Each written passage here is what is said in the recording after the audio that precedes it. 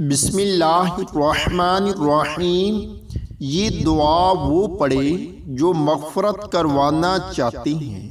یہ ذکر مجھے تمام دنیا سے زیادہ محبوب ہیں۔ صبح و شام 100 مرتبہ اس وظیفے کو پڑھنا اپنا معمول بنا لیں۔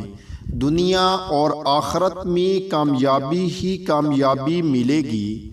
سبحان اللہ والحمد للہ ولا الہ الا اللہ واللہ اکبر۔ اللہ پاک ہیں، سب تعریف اللہ ہی کے لیے ہیں اور اس کے سوا کوئی معبود نہیں، اور اللہ سب سے بڑا ہے۔